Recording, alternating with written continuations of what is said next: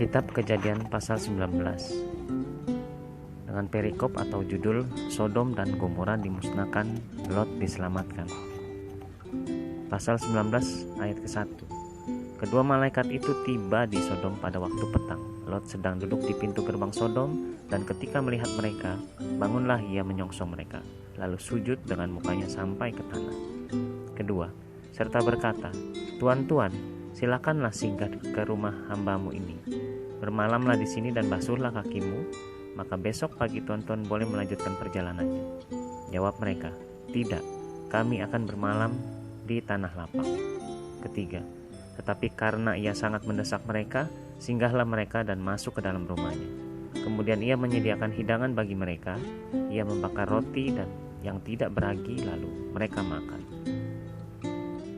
Keempat, tetapi sebelum mereka tidur, orang-orang lelaki dari kota Sodom itu, dari yang muda sampai yang tua, bahkan seluruh kota, tidak ada yang terkecuali, datang mengepung rumah itu.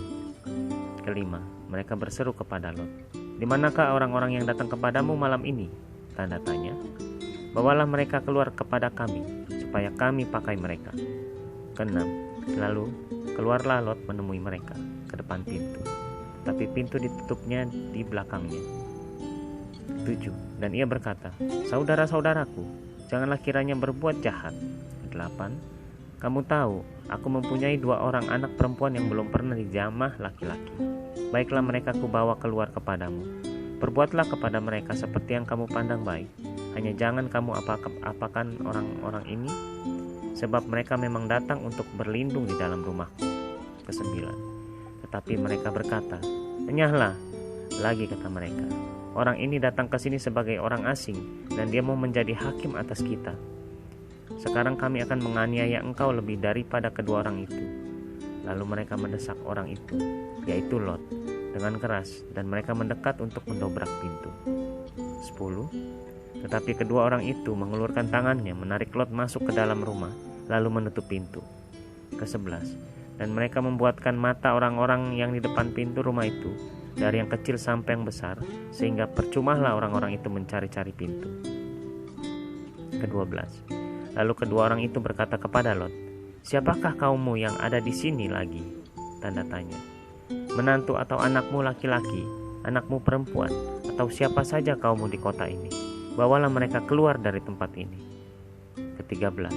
Sebab kami akan memusnahkan tempat ini, karena banyak keluh kesah orang tentang kota ini di hadapan Tuhan.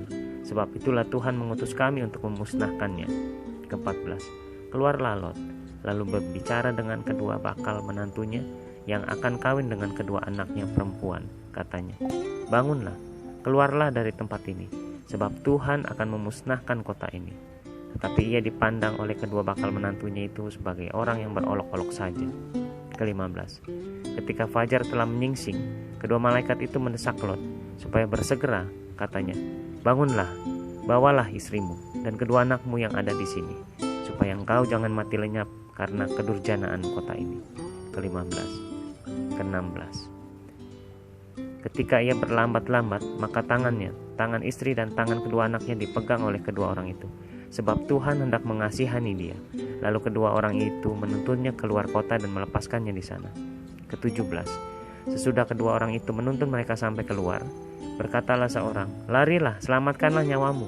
Janganlah menoleh ke belakang, dan janganlah berhenti dimanapun juga di lembah Yordan. Larilah ke pegunungan, supaya engkau jangan mati lenyap." Kata Lot kepada mereka, "Janganlah kiranya demikian, tuanku." 19. Sungguhlah hambamu ini telah dikaruniai belas kasihan di hadapanmu, dan tuanku telah berbuat kemurahan besar kepadaku dengan memelihara hidupku. Tetapi jika aku harus lari ke pegunungan, pastilah aku akan tersusul oleh bencana itu, sehingga matilah aku.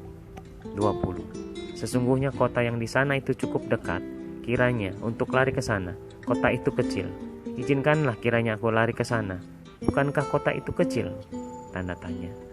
Jika demikian, nyawaku akan terpelihara. 21. Sahut malaikat itu kepadanya, "Baiklah, dalam hal ini pun permintaanmu akan kuterima dengan baik, yakni kota yang telah kau sebut itu tidak akan kutunggang balikan." 22. Cepatlah, larilah ke sana, sebab aku tidak dapat berbuat apa-apa sebelum engkau sampai ke sana. Itulah sebabnya nama kota itu disebut Zoar. Ke-23. Matahari telah terbit menyinari bumi ketika Lot tiba di Zoar. Ke-24. Kemudian Tuhan menurunkan hujan belerang dan api dari atas Sodom dan Gomora, berasal dari Tuhan dari langit. Ke-25. Dan ditunggang balikannya lah kota-kota itu dan lembah Yordan dan semua penduduk kota-kota serta tumbuh-tumbuhan di tanah. Ke-26. Tetapi istri Lot yang berjalan mengikutnya menoleh ke belakang lalu menjadi tiang garam. Ke-27. Ketika Abraham pagi-pagi pergi ke tempat ia berdiri di hadapan Tuhan itu. Ke-28. Dan memandang ke arah Sodom dan Gomora serta ke seluruh tanah lembah Yordan, maka dilihatnya lah asap dari bumi membumbung ke atas sebagai asap dari dapur peleburan. Ke-29. Demikianlah pada waktu Allah memusnahkan kota-kota di lembah Yordan dan menunggang balikan kota-kota kediaman Lot, maka Allah ingat kepada Abraham, lalu dikeluarkannya lah Lot dari tengah-tengah tempat yang ditunggang balikan itu. Ayat ke-30 dengan perikop dan judul Lot dan kedua anaknya perempuan. Ayat ke-30. Pergilah Lot dari Zoar dan ia menetap bersama-sama dengan kedua anaknya perempuan di pegunungan, sebab ia tidak berani tinggal di Zoar. Maka diamlah ia dalam suatu gua beserta kedua anaknya. 31. Kata kakaknya kepada adiknya, "Ayah, kita telah tua dan tidak ada laki-laki di negeri ini yang dapat menghampiri kita seperti kebiasaan seluruh bumi." Ke-32. Marilah kita beri ayah kita minum anggur, lalu kita tidur dengan dia, supaya kita menyambung keturunan dari ayah kita. 33.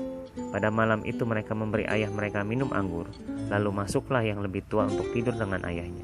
Dan ayahnya itu tidak mengetahui ketika anaknya itu tidur dan ketika ia bangun. 34. Keesokan harinya berkatalah kakaknya kepada adiknya, "Tadi malam aku telah tidur dengan ayah. Baiklah malam ini juga kita beri dia minum anggur. Masuklah engkau untuk tidur dengan dia, supaya kita menyambung keturunan dari ayah kita." Ke-35. Demikianlah juga pada malam itu mereka memberi ayah mereka minum anggur, lalu bangunlah yang lebih muda untuk tidur dengan ayahnya. Dan ayahnya itu tidak mengetahui ketika anaknya itu tidur dan ketika ia bangun. Ke-36. Lalu mengandunglah kedua anak Lot itu dari ayah mereka. Ke-37. Yang lebih tua melahirkan seorang anak laki-laki dan menamainya Moab. Dialah bapa orang Moab yang sekarang. Ke-38.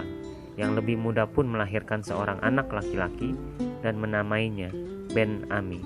Dialah bapak Bani Amon yang sekarang.